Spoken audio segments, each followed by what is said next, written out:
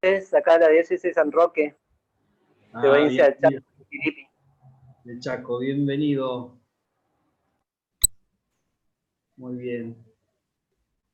Algunos puedo ver, así que por eso voy diciendo.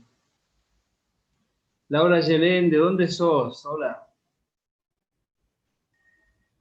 Hola, buenas noches. Diócesis de Lomas de Zamora, Buenos Aires.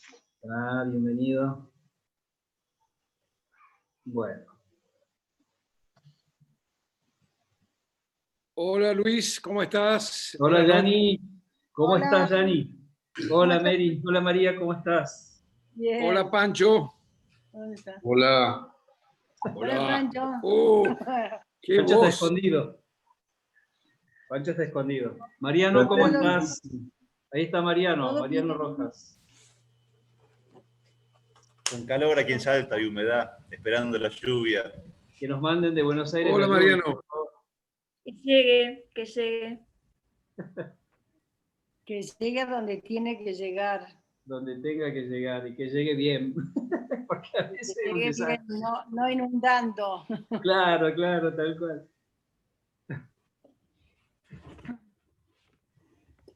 Bueno. Te extrañamos, Luis, el otro día. Ya nos vamos a encontrar y vamos a darnos un saludo. Caro, hola Caro. Caro, ¿necesitas compartir pantalla? Sí, preparé un Power. ¿Querés probar? Sí. Dale, gracias.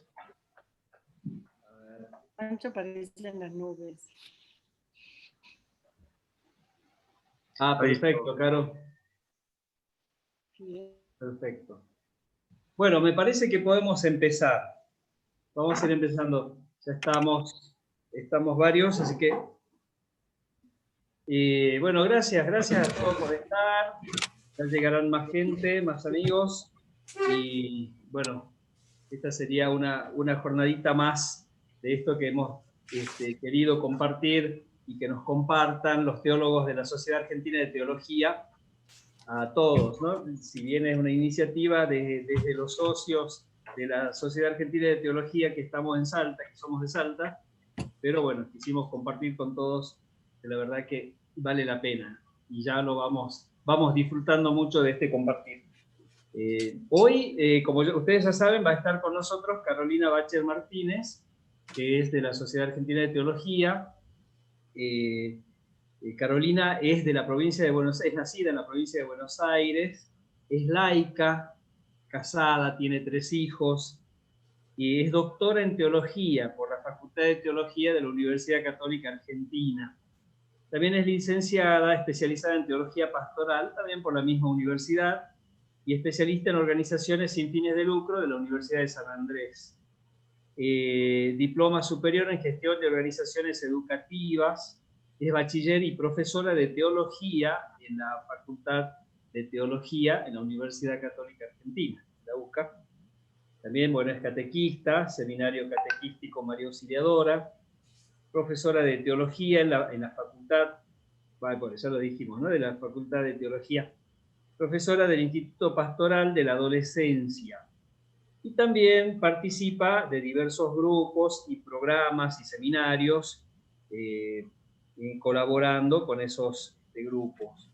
Es integrante también del comité científico del programa Teologanda, participante del equipo de reflexión sinodal de la Arquidiócesis de Buenos Aires. Así que, bueno, y Carolina con mucho gusto ha aceptado esta noche poder darnos su reflexión que se llama La conversión pastoral al servicio de la fraternidad en el mundo.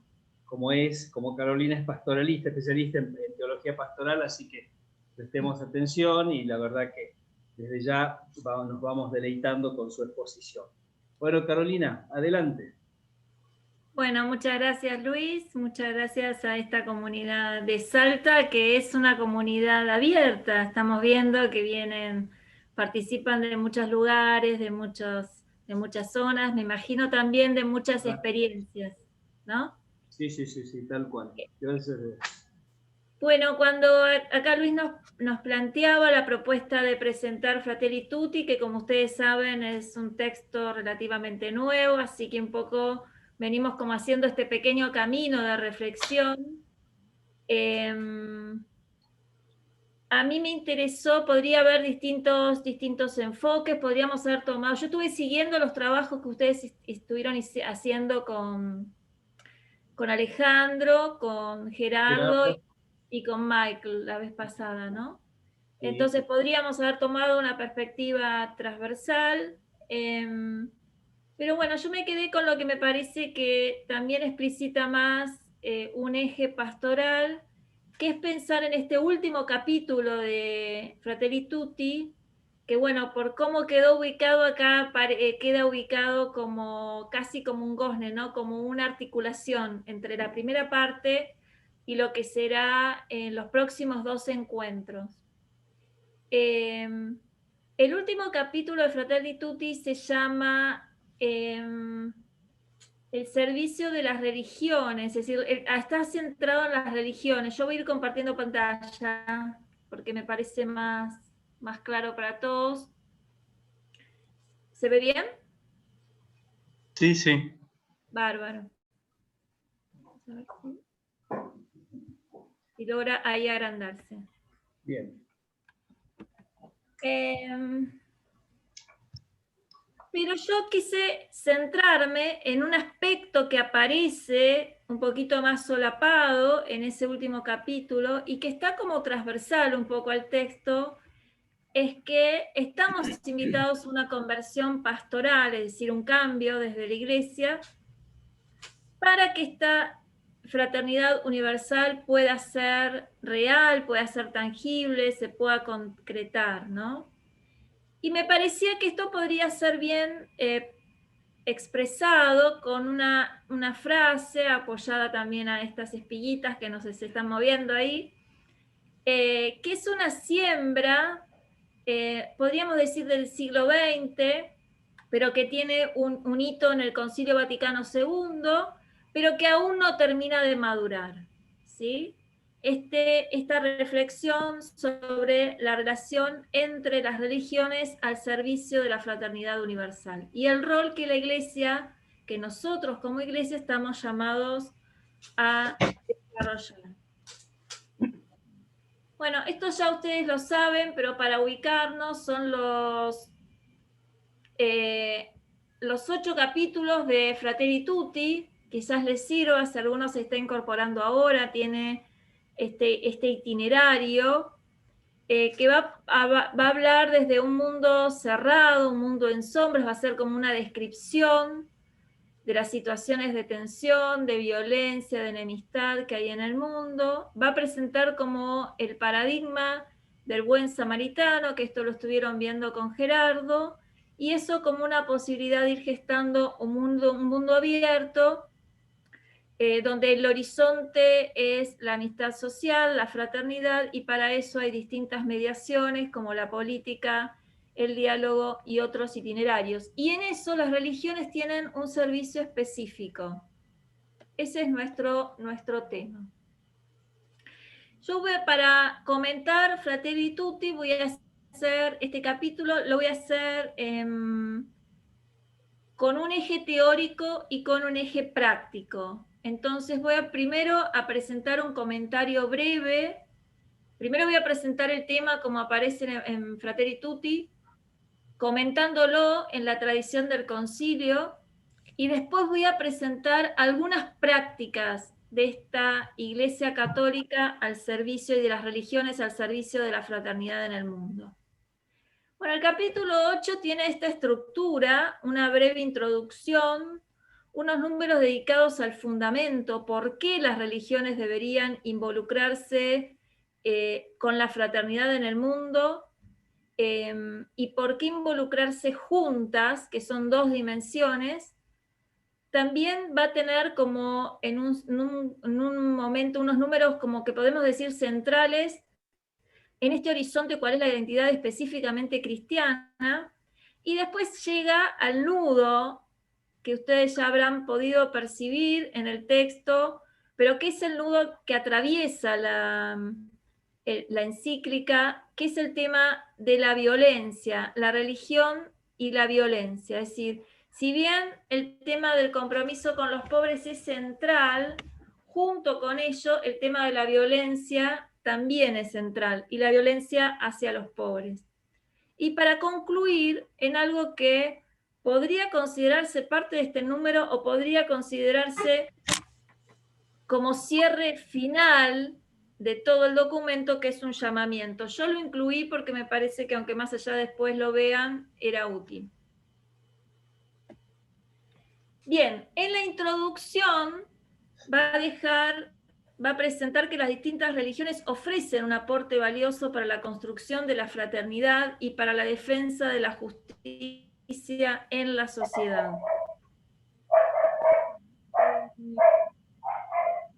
Y para esto, ahí me acompaña un perrito, para esto el objetivo del diálogo es establecer amistad, paz, armonía y compartir valores y experiencias morales y espirituales en un espíritu de verdad y de amor. Está citando acá a los obispos de India, pero después vamos a ver que hay también otros fundamentos. Esto es lo que quiere poner el horizonte, como a las religiones como actores sociales y sociopolíticos, vamos a ver.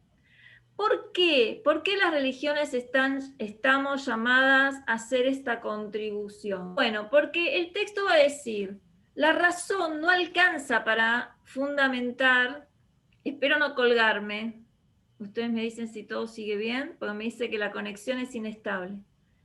La razón no alcanza para fundar la fraternidad universal,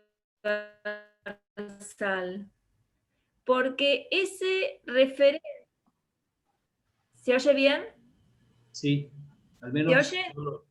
Al menos Sí, yo lo bien. te escucho bien. Sí. Te vas cortando. Porque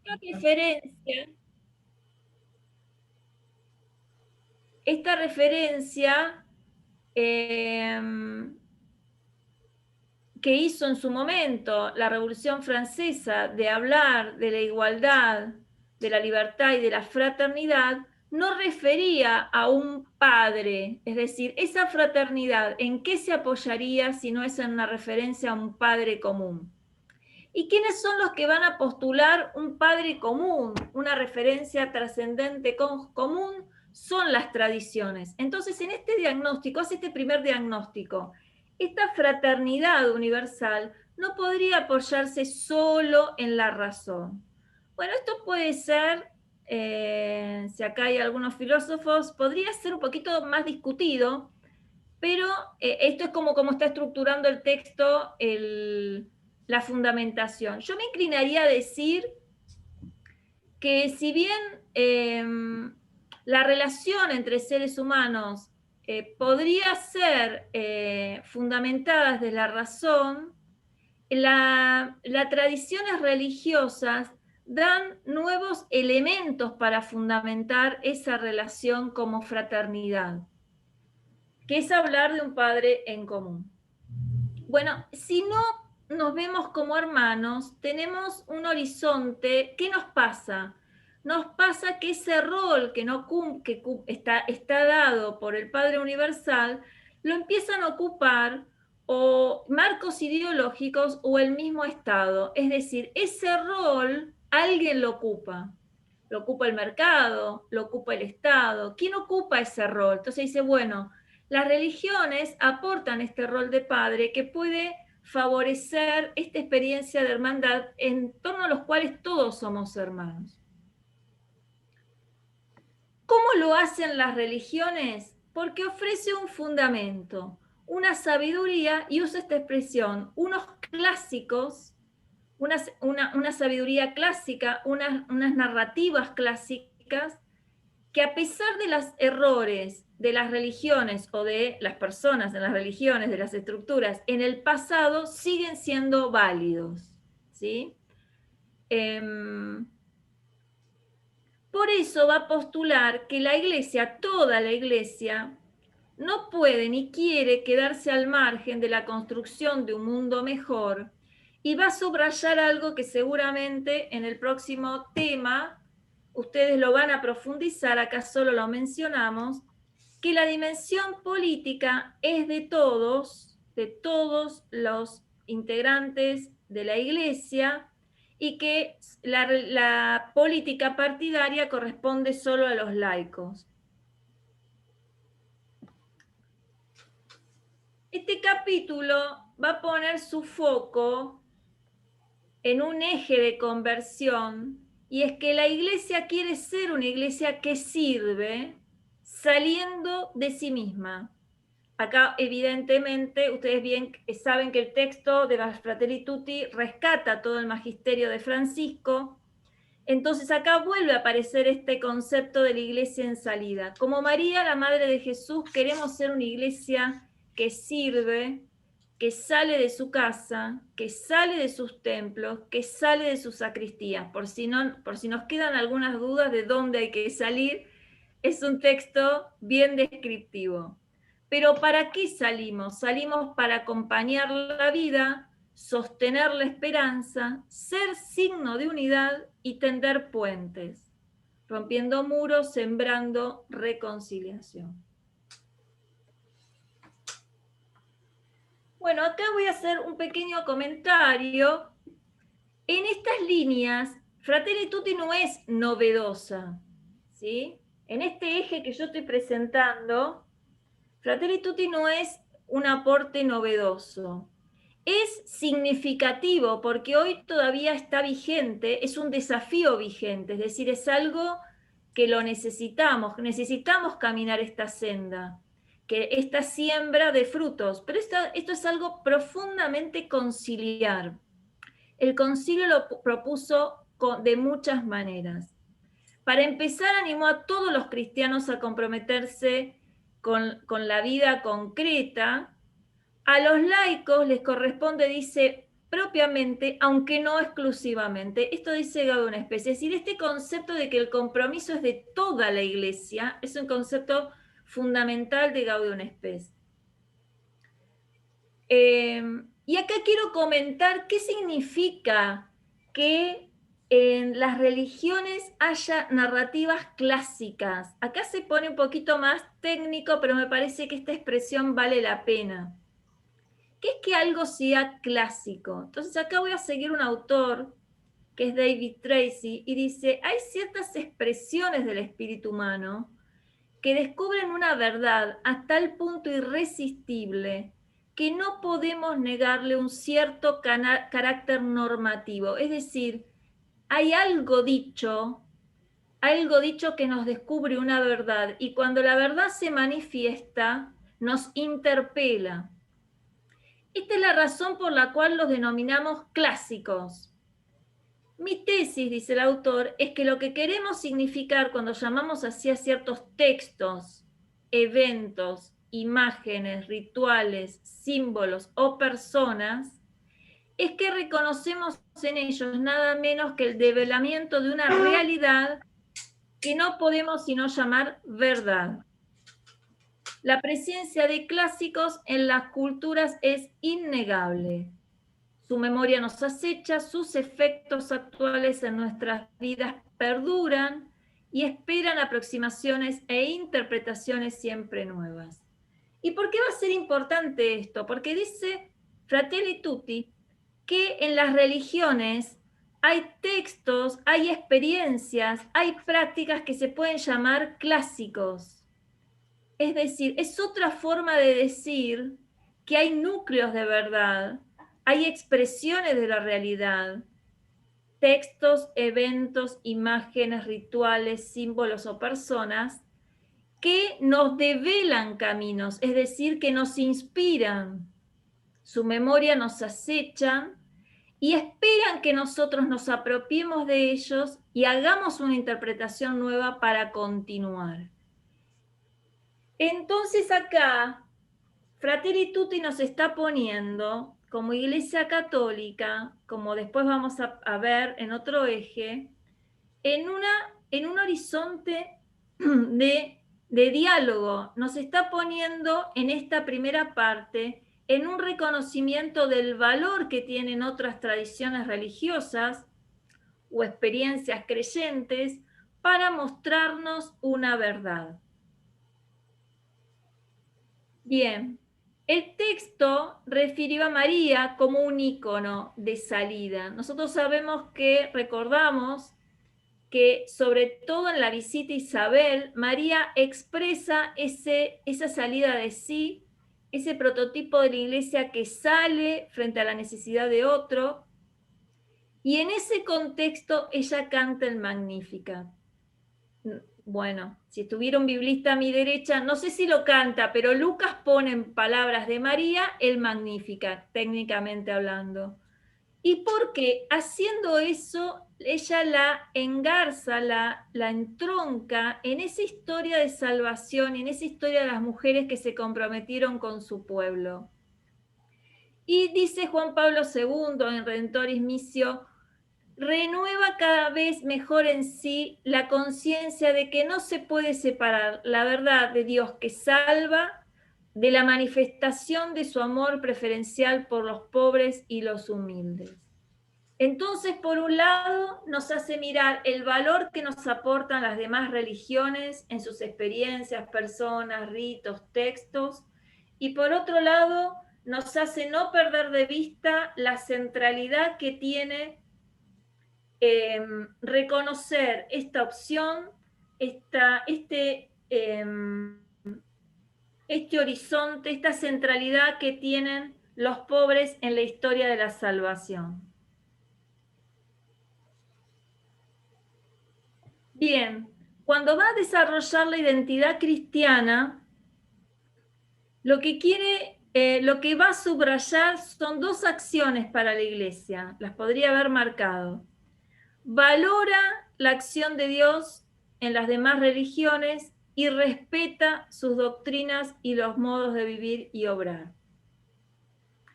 Esto engancha con lo que acabamos de decir, esta capacidad de reconocer experiencias, textos, personas clásicas en las otras experiencias religiosas. Ahora bien, esto lo va a enmarcar en un horizonte de la libertad, la necesaria libertad religiosa, que lo va a fundamentar desde que es un derecho humano. No hace una fundamentación acá teológica, sino una fundamentación racional.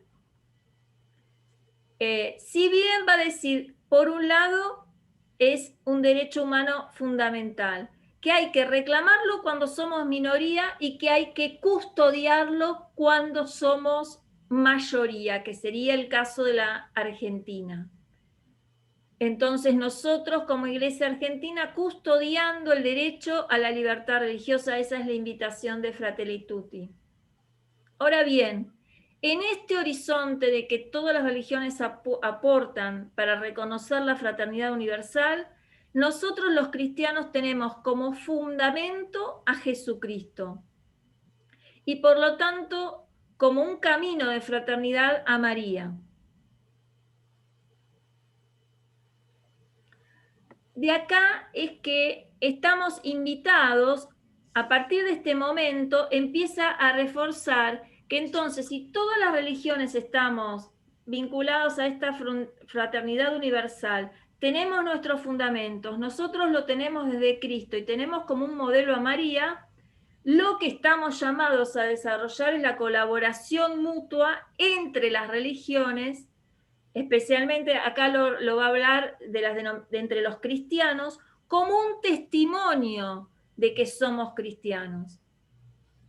Estar comprometidos juntos con la fraternidad universal es un testimonio de que somos cristianos. Y entonces afirma, mientras nos encontramos aún en camino hacia la plena comunión, está hablando de las tradiciones de distintas denominaciones cristianas, tenemos ya el deber de dar testimonio del amor de Dios a su pueblo, colaborando en nuestro servicio a la humanidad. Acá es muy importante tener en cuenta que el texto de la encíclica, en este capítulo 8, articula fuertemente con el texto del buen samaritano. Ustedes ya lo analizaron hace 2 semanas, pero volvemos a traer acá lo que nos sirve. Nos sirve recordar que los samaritanos eran considerados impuros porque sus ritos ahí en el norte distaban de los ritos del sur, estaban como mezcladitos, digamos, ¿no? Como que se habían contaminado. De hecho, dice en un antiguo texto judío que mencionaba naciones odiadas, se refiere a Samaria, afirmando que ni siquiera es una nación. Y agrega que es un pueblo necio que reside en Siquem. ¿Qué significa esto? Significa que ustedes saben que la clave de la parábola es dar vuelta a la pregunta. Es decir, no es preguntarse quién es el caído, en este caso nuestro, quiénes son los pobres, quiénes son los sufrientes, sino preguntarse quién se comporta ayudando, aproximándose, vamos a decirlo así, para no usar la palabra del samaritano. ¿Quién se comporta como prójimo? ¿Quién se comporta como samaritano? ¿Cómo se comportó el samaritano? Ahora, este comportamiento, este acercarse al caído, vino de alguien que los que estaban ahí no esperaban mucho, no esperaban nada, era religiosamente impuro. Decir que era religiosamente impuro era decir que Dios no lo bendecía, que Dios no estaba con ellos. Entonces, este eje es muy importante porque el llamado a colaborar con otros puede ser que sea un llamado a colaborar con otros que nosotros estamos considerando impuros, sea porque tienen otras denominaciones cristianas, sea porque tienen otras tradiciones religiosas, sea porque la tradición religiosa nos resulta pagana, como vamos después a mencionar un poco, como pueden ser las religiones indígenas, de las comunidades indígenas, a las que no les ha llegado el cristianismo o les ha llegado, como sabemos, en distintos momentos y que ellos recrean. Bien.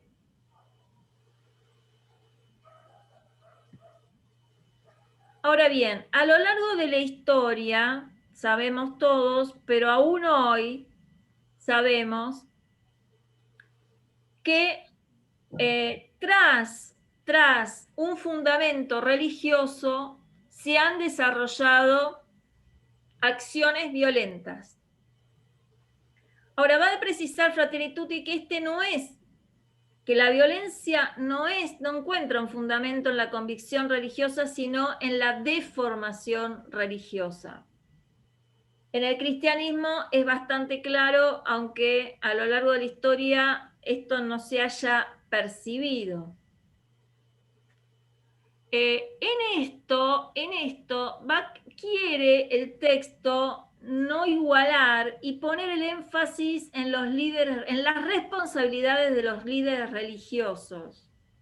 Es decir, hay mucho de esto que tiene que ver en otros contextos y ahora con estructuras de poder. No podemos decir que todas las comunidades lo realizan, sino que hay algo que tiene que ver con los responsables de estas tradiciones religiosas. Por lo tanto, la otra cara, como vamos a descubrir también en las experiencias, es esta invitación a los líderes religiosos a cumplir un rol de mediador, de puente, de articulador. Para eso, para que estas articulaciones se den y para que no se caigan en incomprensiones y en postulaciones violentas, el texto empieza a presentar la necesidad de la conversación y de la acción conjunta. Bueno, tenemos un gran ícono ya con Francisco. Acá me salió recortadita, pero están las 3 tradiciones, la judía y también la musulmana. Los líderes religiosos estamos llamados, está dicho, fíjense, en primera persona del plural, a ser auténticamente dialogantes, a trabajar en la construcción de la paz, no como intermediarios, sino como auténticos mediadores. Francisco ya en Buenos Aires, como Bergoglio, tuvo muchas prácticas de articulación con referentes de otras tradiciones religiosas, y lo siguió haciendo ahora durante su pontificado. Bien, no se asusten con este comentario.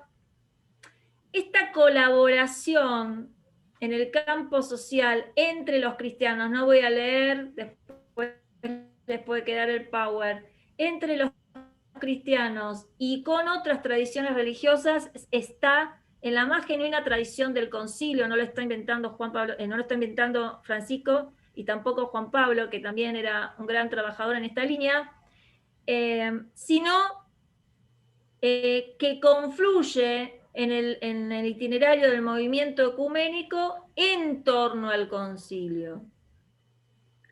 No podemos invocar a Dios, Padre de todos, si nos negamos a conducirnos fraternalmente con algunos hombres creados a imagen de Dios. La relación del hombre para con Dios Padre y con los demás hombres, sus hermanos, están de tal forma unidas que, como dice la Escritura, el que no ama no ha conocido a Dios.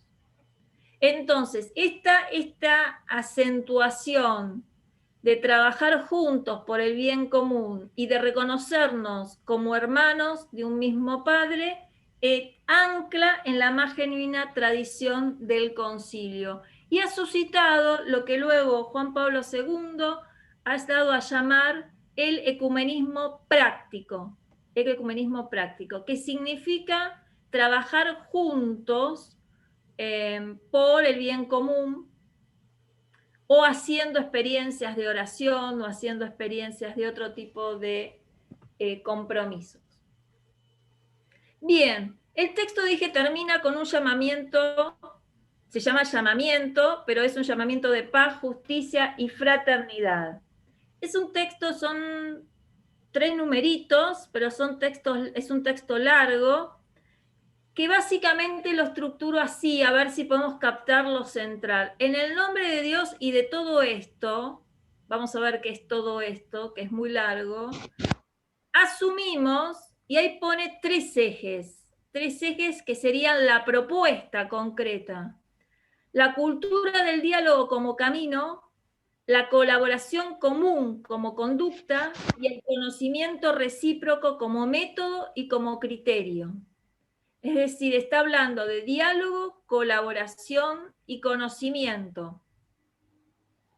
¿Qué es todo esto? En el nombre de Dios y todo esto. Nombra muchas cosas, pero básicamente nombra unos motivos humanos, ¿sí? Situaciones concretas y unos valores. Entonces tenemos los motivos humanos, tenemos el inocente, los pobres, huérfanos, viudas, refugiados, exiliados, víctimas de guerra, los pueblos que han perdido la seguridad, y después va a nombrar entonces fundamentos: la fraternidad humana, la libertad, la justicia, la misericordia y a las personas de buena voluntad. Estos son todo esto, porque dice, en el nombre de Dios y de todo esto, de todas estas personas de sufrientes y de todos estos motivos, de todos estos valores de fraternidad, de amistad, de justicia, de misericordia, asumimos, porque acá retoma este llamamiento, este pacto que había hecho, ahí está nombrado, no me voy a acordar nunca, con el gran imán Ahmad, no sé si ya se dice así, Tayeb, lo diría así yo, pero no sé, que se hizo en febrero del 2019, este compromiso de trabajar juntos por la no violencia, por el diálogo, por la colaboración. Muy bien, acá yo no sé si quieren hacer unos minutitos de resonancias, si les parece bien.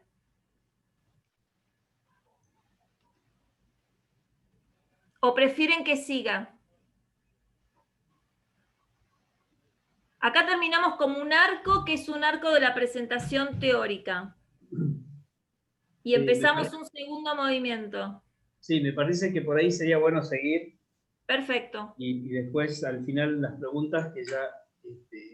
y seguramente en el chat van a ir poniendo las preguntas, así que vamos viendo. Muy bien.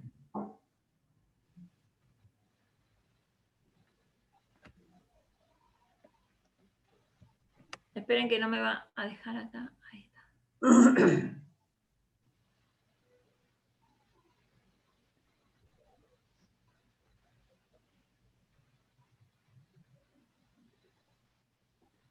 Bueno, decíamos que estas propuestas son significativas contextualmente, pero no son nuevas, porque anclan en la tradición más profunda del concilio. Entonces yo ahora les voy a compartir algunas experiencias, porque todo es muy lindo, pero si hablamos de conversión pastoral es que tenemos que pasar de A a B, ¿no? Si no lo hacemos, hacerlo; si ya lo hacemos, mejorarlo. Y entonces, para suscitar un poco esta imaginación de cómo esto se puede realizar entre nosotros, yo les voy a compartir algunas experiencias. Bueno, en Argentina, por ejemplo, contamos con un foro ecuménico social, que nació en el 2001, miren qué año para nacer, con el objetivo de sostener los valores de la responsabilidad social, el diálogo y la diversidad. ¿Quiénes integran este proyecto? Lo integran básicamente intelectuales, digamos, académicos de las universidades, directivos de empresas, ONGs, y religiosos de diversas confesiones: católicos, anglicanos, evangélicos, bautistas, judíos y musulmanes. Es un servicio, más bien un colectivo más de intelectuales. ¿Y qué es lo que hace? Bueno, organiza distintas actividades conjuntas, pero fundamentalmente, en lo que a nosotros nos interesa, trabaja ofreciendo premios, trabaja para presentar concursos sobre responsabilidad social de empresas y de organizaciones sociales, y premiando, por ejemplo, a los emprendedores solidarios. Entonces empieza a marcar un camino cultural reconociendo aportes de distintos emprendedores en los ámbitos culturales, sociales, económicos y políticos. Esta experiencia tiene un recorte, ¿no? Trabaja como en el ámbito público, trabaja en la difusión, trabaja mucho en la difusión, y da un testimonio de un acuerdo sobre una valoración de una incidencia pública. Ahora bien, esta experiencia a mí es quizás la que más me guste. Es la campaña, la primera, habían llamado ellos campaña de la cordialidad en el comercio barrial. Es una actividad que organizó un grupo parroquial, en este caso de la parroquia Resurrección del Señor, con ocasión de la misión de Buenos Aires de 1997. Yo participaba de esta parroquia y conocía el matrimonio que animó, que coordinaba este grupo y que lo animaba. ¿Cómo ellos interpretaron la invitación a la misión en 1997? Bueno, como en vez de hacer una misión, entre comillas, más tradicional, ellos invitaron a esta campaña de la cordialidad, porque lo que veían es que el ambiente en el barrio se había enrarecido, que había distancia entre los vecinos del barrio. Entonces ellos convocaron a los comerciantes del barrio en una zona determinada, participaron más de 44 comerciantes, y básicamente decían no tenían que pagar nada, todo lo bancábamos nosotros, era una actividad parroquial. Le prestaban espacios grandes, que no era la parroquia, una empresa como un auditorio, que nos facilitaba para reunirnos en los comerciantes. Le pedíamos a la gente que votara el comerciante que mejor los atendía, y salió primero uno de ellos, y le entregaban un diploma. Lo que se buscaba era la comunión barrial. como una cierta comunión, porque lo que hacíamos era hablar de los valores. No le hablábamos del Evangelio, no le hablábamos de Jesús, porque había distintos credos, pero la intención era esa, vivir y experimentar la comunión. Y esta actividad terminó con una oración ecuménica como cierre de la campaña. En ellas participaron el párroco, un rabino y un representante por los musulmanes, un imán. En esa oportunidad, cada uno habló de lo que se había hecho, de la solidaridad para los credos, cómo es posible entre todos y cada uno, cómo es posible si se hace entre todos, y cada representante dio la bendición a su manera. Después, como habían traído para comer, hicimos una fiesta de fin de año. Es decir, si el otro es una propuesta pública, mediática, ¿sí?, que interviene en la cultura con una agenda más de redes, de comunicación, esta es una propuesta territorial, es una propuesta de barrio, es una propuesta de articular la parroquia con el barrio. Fue una forma de resignificar la misión. Muchas de estas personas, es un caso que yo estudié para mi tesis de licenciatura, muchas de estas personas después empezaron a integrar grupos de lectura de la palabra y se incorporaron a la parroquia. Y otras quedaron las relaciones de amistad en el barrio, más allá de la tradición religiosa. ¿Sí? Bien. Bueno, este es el certificado. Lo que yo constaté es que después de 20 años, 30 años ya, los certificados siguen colgados en los comercios. Esto es, uno dice, bueno, no sé, acá en Buenos Aires hubo varias misiones y tenemos las imágenes de Cristo colgadas, que significan el impacto, la marca que ha dejado esa misión en esa casa, en ese kiosco. Y estos certificados siguen colgados en el barrio, es decir, que para la comunidad fue muy significativo. Esta es una de las personas, el que ganó, que no formaba parte de la comunidad parroquial y después se incorpora, ¿no? Esto es como también para pensar e imaginar qué queremos decir con una iglesia en salida, qué es lo que nos imaginamos que hacemos con la gente cuando salimos, ¿no? Tan claro que lo decía Fratelli Tutti, de la iglesia, de la sacristía, del templo, que lo marcó tanto. Bueno, acá ya traigo también un testimonio acá los de la SAT lo conocen, de un jesuita, Ignacio Pérez del Viso, que falleció el año pasado.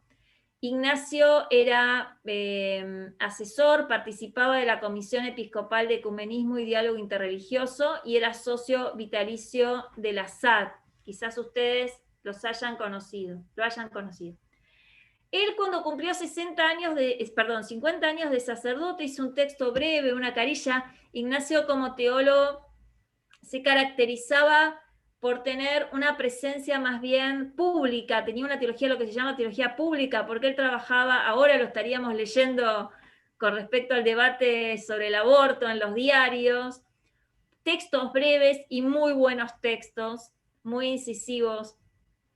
Y él hace en una carilla su semblanza como sacerdote y en una de ellas dice, una de las esperanzas que más me motivó fue la ecuménica para promover la unidad de los cristianos. Siendo estudiante de teología en San Miguel, organicé un partido de fútbol con los alumnos de la Facultad Luterana de Teología de José C. Paz. Y él agrega, por eso digo, él era tan incisivo, que terminamos empatados, ¿no? Después siguieron mis visitas a esa facultad. Cuando fui ordenado, estuvieron presentes en toda la ceremonia el rector y un profesor de la Facultad Luterana. Y ahí comenta que él siempre ha seguido colaborando con este eje de diálogo interreligioso y de compromiso, que es lo que también él tenía. ¿Por qué traigo a colación esta experiencia de Ignacio? Porque esto nos permite ver dos cosas.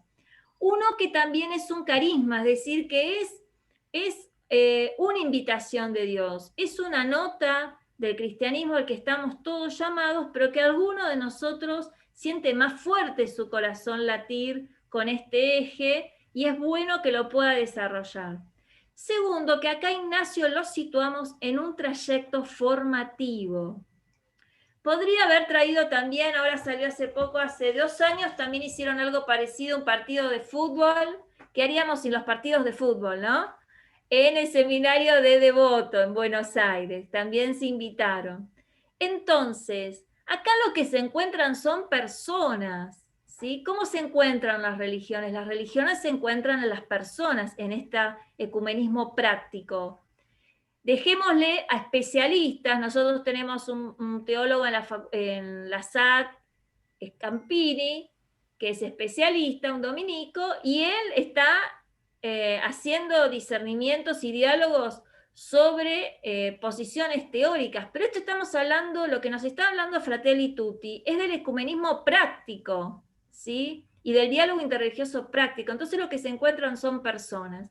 Y las personas se encuentran porque sienten esta pasión, porque sienten esta vocación, como es el caso de Ignacio, pero también porque nosotros las acompañamos para que descubran estos valores. Entonces esto es muy importante para incluirlo en los trayectos formativos. Acá está un seminario, podría ser un trayecto catequístico, podría ser una escuela católica. ¿Cómo nos imaginamos que nuestros alumnos pueden a descubrir estos valores que tienen otras religiones y juntos poder trabajar por un barrio mejor, por una ciudad mejor, por una provincia mejor?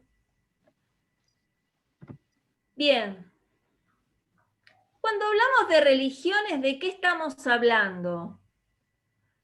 Una de las posibilidades es que nosotros estemos pensando solo, bueno, las otras tradiciones cristianas, como dijimos, las otras denominaciones cristianas, bautistas, metodistas, luteranos, son los más que reconocemos. También estamos pensando en el diálogo interreligioso cuando hablamos de los judíos y de los musulmanes, es verdad, pero también nosotros en América Latina tenemos el desafío de la tradición indígena. La tradición indígena que depende de nuestro imaginario, podemos pensar que al día de hoy son todos cristianos, pero esto no es tan así. Quizás imaginamos que son todos católicos, menos es así. Para, por ejemplo, de todas las etnias que tenemos en el país, la Biblia no está traducida a todos, 500 años después no está traducida a todos los idiomas de las distintas etnias, es decir, que acá hay desafíos pendientes. Y yo entonces tomo acá la experiencia de este equipo nacional de la pastoral aborigen, que como ustedes saben trabaja con la comisión de obispos de la conferencia episcopal, trabaja con distintos acentos según las zonas, está bastante, por decirlo, coloreado, con distintas notas, según sean Lea, el Noa, o el sur, Cuyo o el Sur. Los distintos equipos son bien diversos, pero lo cierto es que cuando ellos se definen como un equipo eclesial católico al servicio de los pueblos indígenas, con espíritu y búsqueda constante de una práctica ecuménica y diálogo interreligioso. Bueno, este itinerario, esta búsqueda que es tan particular, y que por eso digo, depende de las comunidades, es muy diverso, porque depende de las comunidades, pero también depende de los equipos, la síntesis que van logrando. Lo cierto es que cuando hablamos de diálogo interreligioso, también tenemos que pensar en estas comunidades que todavía algunas de ellas mantienen sus tradiciones, no en diálogo con el cristianismo, algunas ni siquiera en diálogo, y otras con un diálogo que a nosotros quizás es lo que más nos asemeja entre judíos y samaritanos. Nos suenan bastante a samaritanos cuando hacen ese diálogo, en algunas ocasiones, quizás no, pero a veces se escucha como que estas tradiciones en diálogo con el cristianismo nos suenan un poco mezcladas. Muy bien. Bueno, acá les traje todas prácticas locales, acá les traje una experiencia que la mayoría, me imagino que la mayoría conoce, que es, recientemente han sido beatificados estos mártires de Argelia, una comunidad de monjes en Argelia, como acá dice, una población que es 99% musulmana, y el restante divide entre judíos y cristianos, es decir, están en un contexto minoritario, y que con grandes tensiones ellos han... una zona de fuerte violencia, esto me interesaba también traerlo, en un contexto de fuerte violencia, ellos sostienen su presencia como un testimonio de diálogo y de valoración de las otras tradiciones, de las personas de las otras tradiciones. Y quiero traerles, acá puse el link, el texto, a ver, dejar de compartir, ahí quizá. El texto que Cristian, el prior de la comunidad, había redactado. A ver si no me pierdo, espérenme un segundito.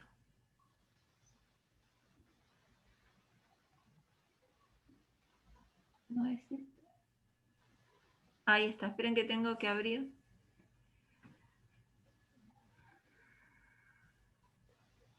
Bien. Entonces ahora vuelvo.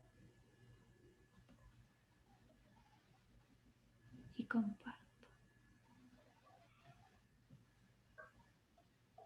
Sé que no se escucha muy bien, pero le puse subtítulos, que es como es su testamento espiritual. Entonces yo acá lo quería compartir para ver como la clave interior, dónde ancla este diálogo y este trabajo común en pos de los demás, en pos de una apuesta por la paz, por la no violencia y de respeto por el otro. ¿Hasta dónde llega?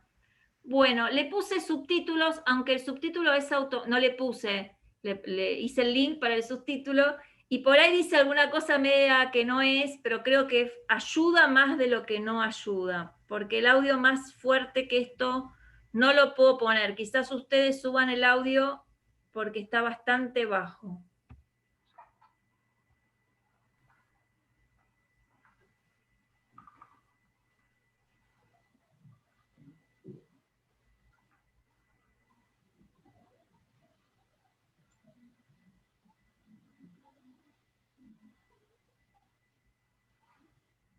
Si sucediera que un día, y ese día podría ser hoy, fuese víctima del terrorismo que parece querer abarcar en este momento a todos los extranjeros que vivimos aquí, quisiera que mi comunidad, mi iglesia, mi familia, recuerden que mi vida estaba entregada a Dios y a este país.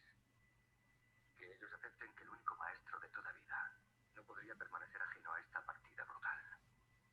Que sepan asociar esta muerte a tantas otras, tan violentas y abandonadas a la indiferencia del anonimato. He vivido lo suficiente como para saberme cómplice del mal que parece, desgraciadamente, prevalecer en el mundo. Incluso del que podría golpearme ciegamente. Yo no podría desear una muerte semejante. No veo cómo podría alegrarme de que este pueblo al que amo sea acusado sin distinción de mi asesinato. Conozco el desprecio con que se ha podido rodear a los habitantes de este país tomados globalmente. Conozco también las caricaturas del Islam fomentadas por un cierto islamismo. Este país y el Islam para mí son otra cosa, son un cuerpo y un alma. Bueno, evidentemente, parecerá dar la razón a los que me han tratado a la ligera de ingenuo o de idealista. Pero estos deben saber que por fin seré liberado de mi más punzante curiosidad. Y que podré, si Dios así lo quiere, hundir mi mirada en la del Padre para contemplar con Él a sus hijos del Islam, tal como Él nos ve. En este gracias, en el que está todo dicho desde ahora sobre mi vida, os incluyo por supuesto amigos de ayer y de hoy. Y a ti también.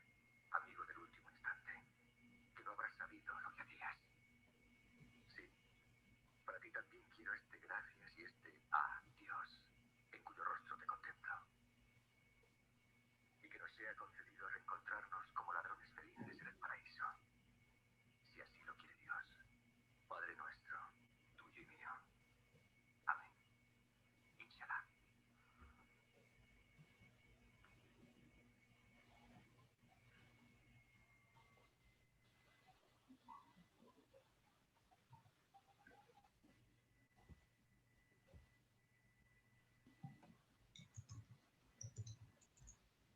Bien, ¿cuáles serían entonces los ejes de esta conversión pastoral según Fratelli Tutti en orden a colaborar en una fraternidad con otros? Porque este es el eje de este último capítulo. Bueno, el primero no descarta el concepto de aproximarse, es decir, vuelve a ratificar como un eje central esta acción, que la pregunta no es preguntarse quién es el caído, como tabularlo, meterlo en una caja, sino la salida de sí, ¿no? Entonces, pasar de estar de las puertas cerradas a estar con las puertas abiertas. Esa sería la primera propuesta de conversión que nos hace Fratelli Tutti. La segunda es pasar de desconocer y ser indiferentes y menospreciar a descubrir, valorar y respetar la presencia de otras denominaciones cristianas y otras religiones en la zona en la que trabajo pastoralmente. Después pasar de realizar actividades que promocionan la fraternidad, pero de manera solitaria, a hacerlo junto con otros, con esas expresiones religiosas. De tal manera que nos eduquemos, dejemos de educarnos en la extrañeza, la distancia y la justificación de la violencia, a tener experiencias de encuentro, de diálogo y de acción compartida con personas de otras tradiciones religiosas. En el fondo va a decir Fratelli Tutti, solo hay dos tipos de personas, las que se hacen cargo del dolor y las que pasan de largo. Hasta acá estas ideas disparadoras.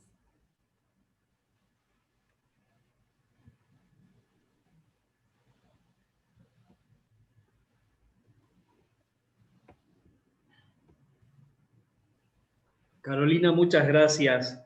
La verdad que está muy bueno ver, ¿no?, desde distintos ángulos, como venimos haciendo, y esta vez desde el ángulo pastoral, que es tu especialidad. Así que nos enriquece y bueno, seguramente muchos deben tener algunos cuestionamientos. Yo lo que quiero contarte un poquito más que preguntar es, vos sabés que en Salta tenemos una pastoral del turismo, y últimamente con motivo de que, bueno, después de la pandemia, con motivo de estar en la pandemia y todo eso, comenzamos a hacer una serie de reuniones por Zoom, e incluso llegamos a hacer reuniones con representantes de distintas religiones que hay en Salta, ¿no? Con un imán, con el rabino, porque, bueno, de a poquito fue prendiendo la idea de que una pastoral del turismo o una promoción del turismo religioso en Salta, como lo hace el gobierno, no puede desconocer las religiones existentes en Salta, ¿no? Porque si bien hay una preeminencia de personas bautizadas en la Iglesia Católica, sin embargo hay otras religiones. Y eso, la verdad que es muy fructífero, porque no nos enfocamos a hablar de cuestiones religiosas en sí, pero lo que hacemos es tratar de trabajar con un fin que es promocionar el turismo, que es una fuente de trabajo acá en Salta, y eso nos va generando como una suerte de unidad y de compañerismo, si se quiere, como una suerte de colegas, ¿no?, que trabajamos en bien esto. Así que, digo, eso, ahora que me acuerdo, digo, eso, el nombre de eso se llama Iglesia en Salida también, ¿no? Así que digo, bueno, eso como decirte un ejemplo de lo que estás diciendo. Me llenó de alegría escucharte, porque pude descubrir esto. Así que muchas gracias. Y ahora abrimos las preguntas. No sé si, Pancho, Sí. vos anotaste las Luis, preguntas. voy a hacer un comentario porque no lo hice, siempre lo hago. No es que estoy canonizando las experiencias, ¿no?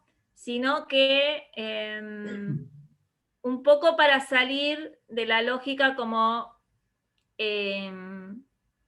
se propone este itinerario, como si fuera, no es totalmente novedoso, por eso me parecía importante en el discernimiento ver que ancla profundamente en el concilio y que ya muchos cristianos le fueron poniendo el hombro acá en Argentina y textos, ¿no? Con sus luces, con sus sombras, pero que fueron haciendo un itinerario del cual podemos aprender también, ¿no? No solo aprendemos de los textos, sino de la vida de los cristianos, de nuestros hermanos que nos antecedieron.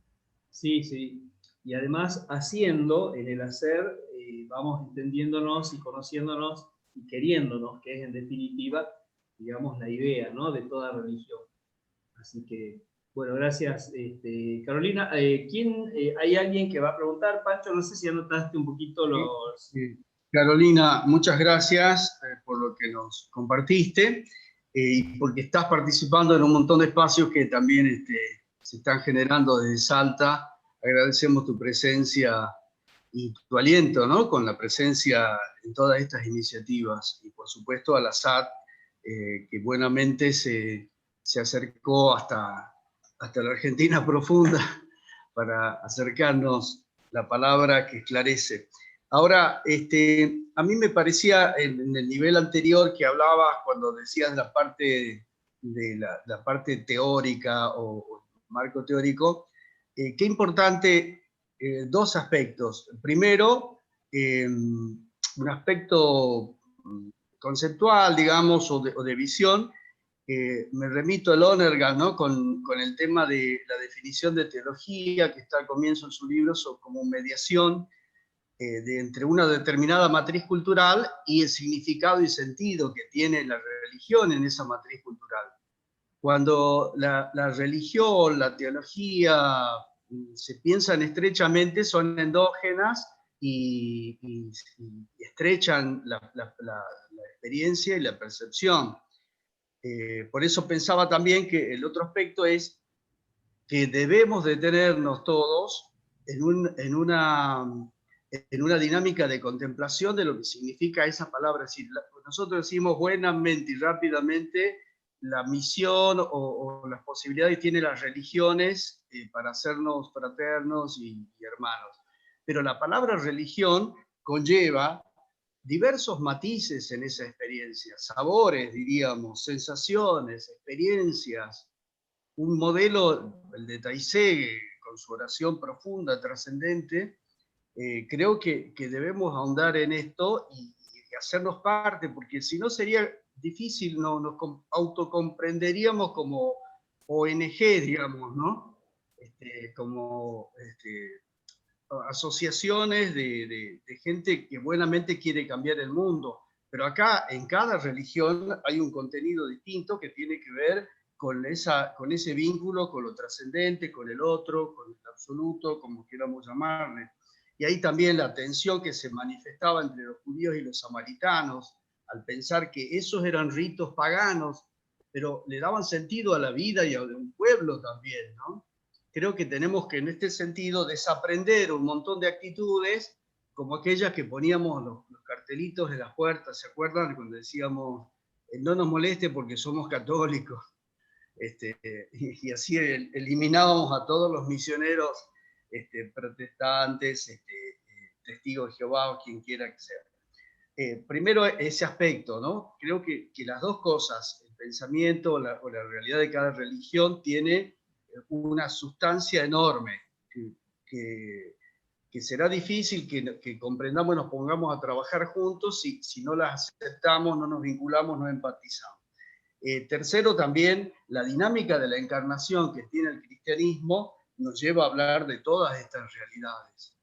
Pero yo no sé si también en el horizonte de las otras religiones, y no lo sé porque no hice experiencia de eso, está esa dinámica de participación en el orden temporal, hasta llegar a decir en la tradición cristiana que la carne es el corazón de la salvación, o, como el concilio, acercar soluciones plenamente humanas a las realidades que se nos propone, como esta de hacernos hermanos en un mundo tan difícil y tan oscuro como pintaba Creo que eso tiene que ver con la conversión pastoral que estamos intentando entre todos, ¿no? Qué lindo sería pensarnos, los 50, 60 que estamos participando aquí, involucrados en una dinámica del conocimiento de las religiones, del otro, involucrados también en la praxis de esa fraternidad que parte de esa densidad de sentido que todos les damos a nuestra vida de fe.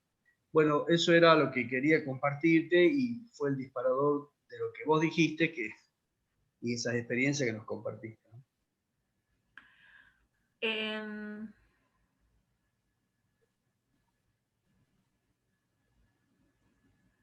Ahora no me acuerdo quién es el autor, pero que dice que dentro de la tradición católica, es decir, que a veces pensamos la diversidad con otras tradiciones religiosas y denominaciones cristianas, pero que en realidad hay, en la Iglesia Católica hay mucha diversidad también, y que en realidad se pueden trazar transversales, es decir, que hay ciertas formas de tradición católica que articulan con ciertas tradiciones, denominaciones, otras denominaciones cristianas y otras también, porque digo, los judíos todos, digamos, tenemos como pluralidad interna. Entonces, que hay transversales en la pluralidad interna, yo pienso que eso es bastante así. De tal manera que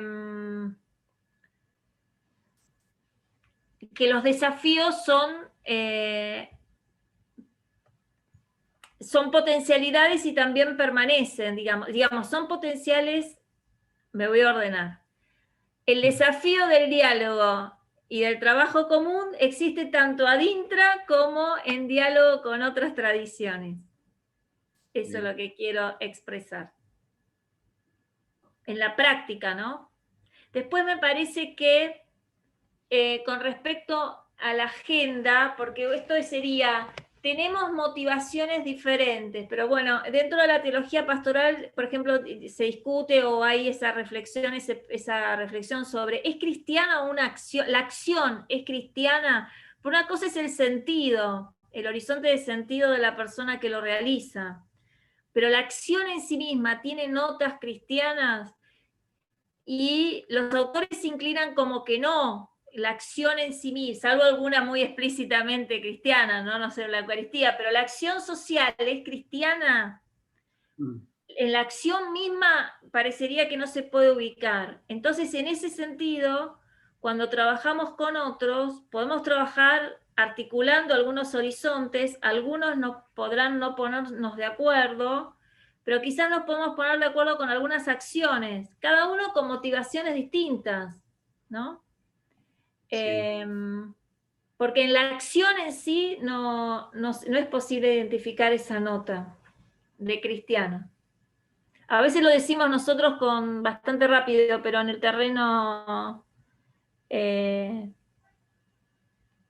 el terreno de la caridad es bastante claro esa distinción, ¿no? Entonces es como una distinción de sentido, como una distinción de perspectivas, de motivaciones, de espiritualidad, pero en la acción no lo podríamos identificar.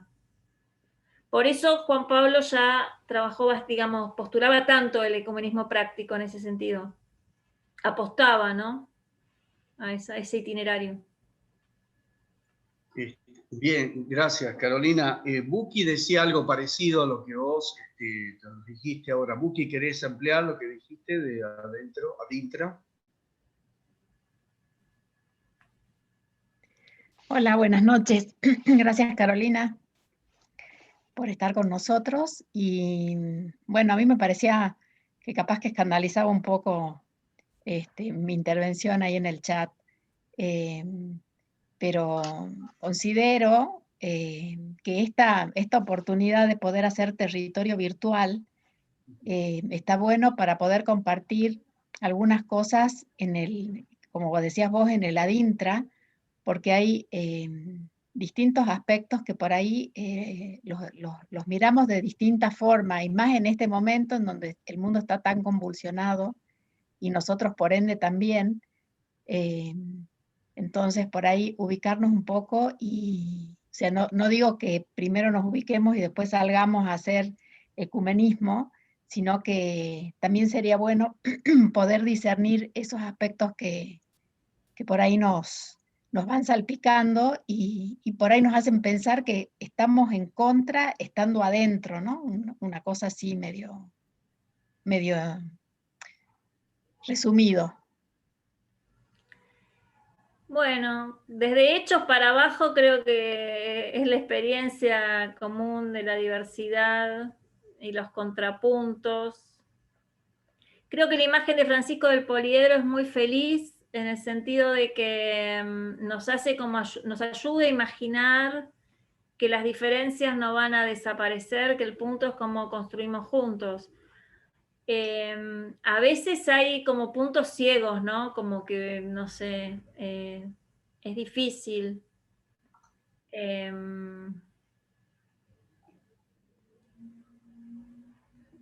Hay muchos carismas del siglo XX que han trabajado el tema de la unidad, está el movimiento de los focolares, en un contexto donde hay mucha ruptura. Me parece que es un carisma en ese punto, más allá de sus formas históricas, pero digo, como carisma me parece que es una clave un poco del siglo XX para adelante. Y creo que Francisco un poco está con el mismo diagnóstico, ¿no? En ese sentido.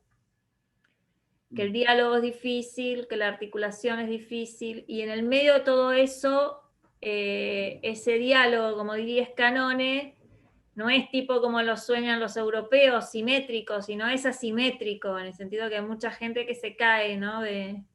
Hasta de la posibilidad de dialogar, de poner una agenda sobre las necesidades básicas. Entonces, a mí me parece que en eso, en las religiones urge. Sí, urge el diálogo interno, también me parece importante. Y también me parece importante. Gracias, Carolina. Hay algunas también apreciaciones y preguntas. Facundo Cousido, ¿estará por ahí? Sí, ¿qué tal? Hola a todos y a todas. Hola, Caro.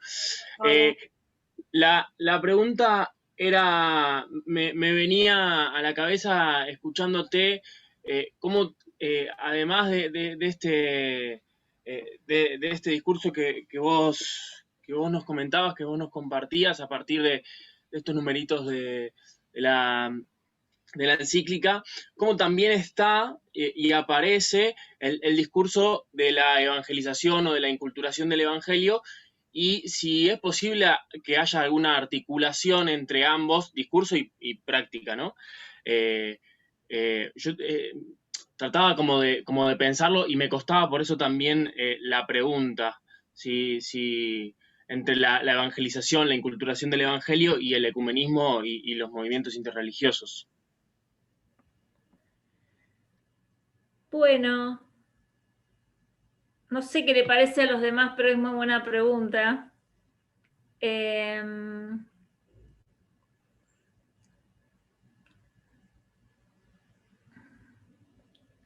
Yo diría lo siguiente. Claramente que cuando el texto de Fratelli Tutti pone la identidad cristiana como un eje ahí en el medio, es porque quiere, y va a reforzar, quizás yo no lo reforcé suficientemente, pero como que esa identidad no se tiene que diluir, apunta a ese horizonte de misión. Ahora, todos sabemos por nuestra experiencia y también porque a veces también le hemos dedicado alguna reflexión, que la misión tiene distintos marcos para concebirse, ¿no? Entonces, en ese sentido, yo me atrevería a decir lo siguiente: bajo algunos horizontes de misión, este diálogo se queda bastante lejano, ¿no? Este compromiso. En otros horizontes de misión, a veces se ve como se identifica. Y no queda nada para lo explícito o para esa dinámica más de inculturación que vos estás diciendo. En otros podríamos decir que son compatibles, que son compatibles, pero siempre cómo se entiende esa inculturación, ¿no? Y qué es lo que se incultura. Bueno, lo que se incultura lo hacen los pueblos, pero digamos, ¿cuál sería nuestra evangelización de la cultura? ¿En qué ejes? ¿En qué valores? Acá claramente Francisco lo está planteando en el eje de la fraternidad como un valor central del cristianismo. Es decir, esto tiene una repercusión para la autocomprensión cristiana también, en ese sentido, ¿no?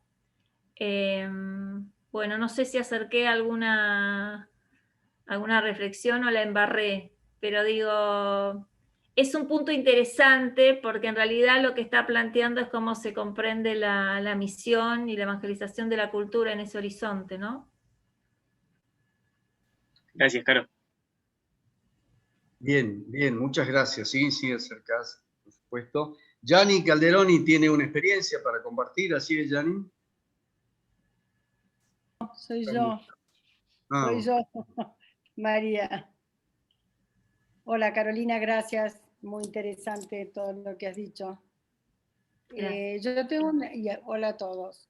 Yo tengo una experiencia, es una cosa mucho más sencilla lo mío, pero es una experiencia de vida de un colegio de monjas. Mi madre me pasa a monjas cerradas en Buenos Aires, el Cardenal Spínola, por ahí vos lo conoces.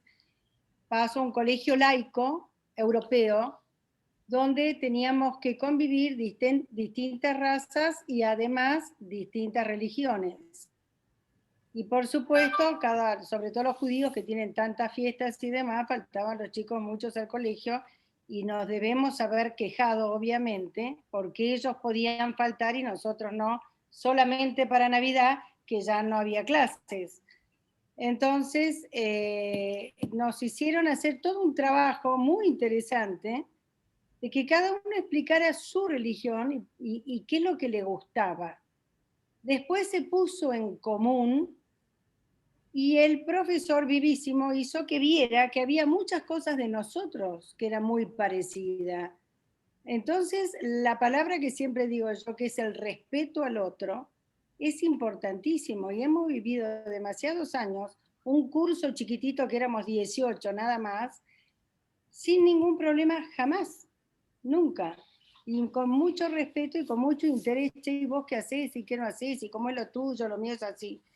Y después lo interesante es cómo sos vos, cómo te ven los demás y por qué les gustaría a los demás ser como vos.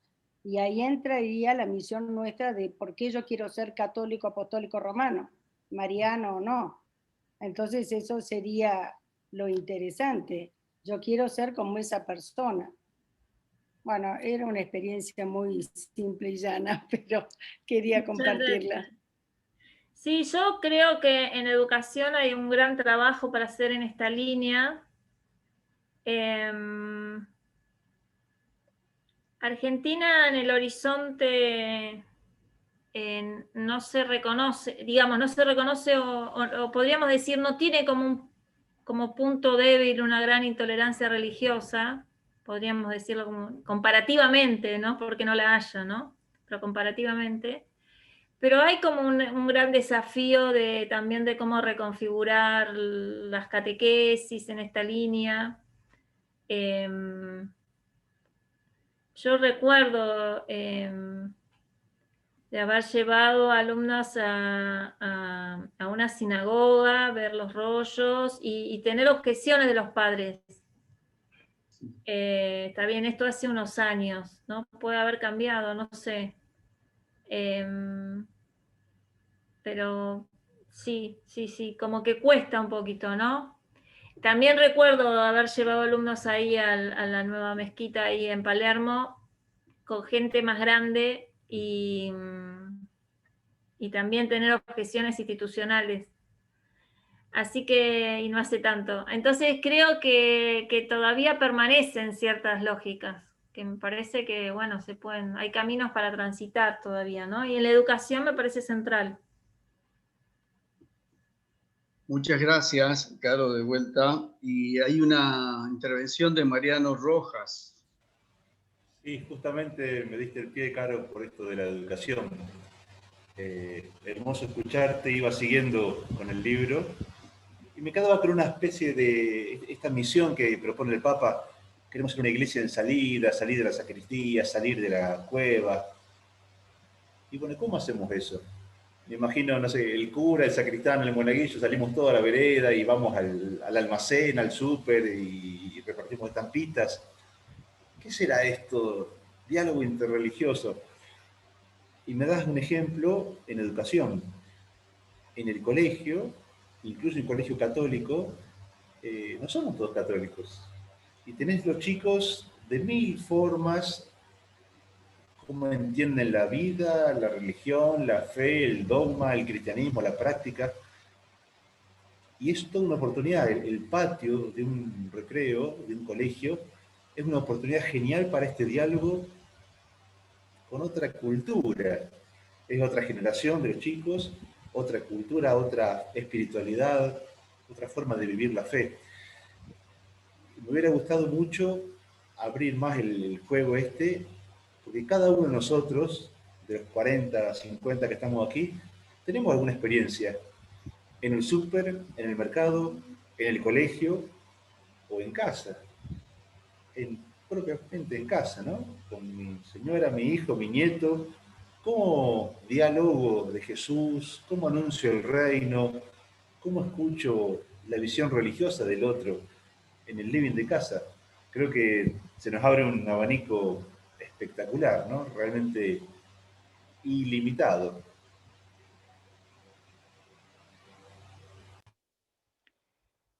Sí, sí, estoy totalmente de acuerdo y también pienso que es como vos decís, el tema de percibir al otro, ¿no? Como el primer eje, bueno, citaban a Lonergan ahí, estar atento, es decir, saber, reconocer, ¿no? Porque actuamos a veces como que no existen.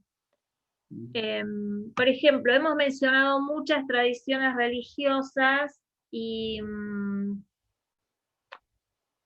hay una que no mencionamos, pero que en las grandes ciudades del mundo, pero también en Argentina, empieza a estar presente porque dentro de porque tenemos migración china. Y la migración china, el 50% es budista, ¿no? No importa si es una religión o no es una religión, pero digamos, como tradición espiritual, de sentido. Y para nosotros, voy a hablar por mí, ¿no? Pero para mí, y un sondeo así informal que he hecho, uno va al chino, digamos, ¿no? Es decir, uno va al supermercado. No sé si tienen muchos supermercados chinos en Salta, pero acá, claro. Porque es una Uno que otro. ¿Cómo? Uno que otro, digamos. Es una migración urbana, básicamente.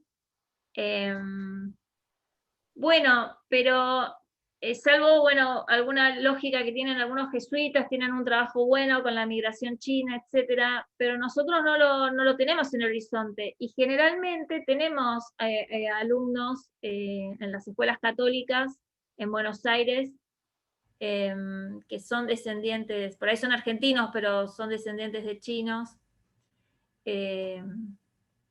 Bueno, entonces ahí también tenemos como una migración un poco invisibilizada, ¿no? Como una lógica religiosa un poco invisibilizada.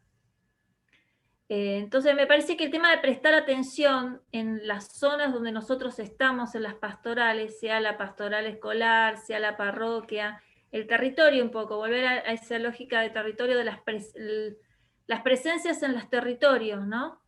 Eso me parece que es importante. Porque además todas las religiones dejan marcas urbanas, ¿no? Que se pueden rastrear. Bien, bueno, Carolina, te agradecemos muchísimo. Nos queda claro, bueno, entonces que la conversión pastoral tiene que seguir esa línea, ¿no? De estar al servicio de la fraternidad y también, bueno, digo, acá lo charlamos y por ahí queda mucho por decir, pero creo que más que decir, habrá que empezar a poner en práctica ya mismo, ¿no? En la calle, en donde fuere. Así que esto nos deja, bueno, todos los otros teólogos que han hablado también nos han ido dejando como tarea implícita en todo esto, y lo mismo vos. Te agradecemos muchísimo y bueno, te esperamos siempre, bueno, cuando vengas por Salta, esperamos, ya sabés que acá tenés tu casa y bueno, ya nos veremos en alguna de las SAT. Así que muchísimas gracias. Ya haremos alguna presencial, una de estas presencial. Bueno, muchas Tal gracias cual. por la invitación y por las propuestas. Y bueno, muy bien, Salta, muy contenta de que haya tantas iniciativas también. Gracias, Carolina. Bueno, y yo aprovecho para decir, bueno, no bajemos los brazos, el próximo martes volvemos a encontrarnos acá por el mismo canal, y gracias a Dios hoy no hemos tenido ningún problema. El próximo martes nos va a hablar Emilce Cuda, una doctora también en teología, miembro de la SAT, y su tema va a ser, bueno, el tema de la política, ¿sí? La política al servicio del amor, así que vamos a estar esperando esa charla. Así que muchísimas gracias también a todos los que han participado, y bueno, que descansen, que tengan una linda noche. Gracias, Carolina. Hasta luego. Muchas gracias. Gracias a todos. Gracias, Carolina. Gracias a todos. Gracias, muchas gracias. Gracias, buenas noches. Gracias. Buenas noches. Gracias.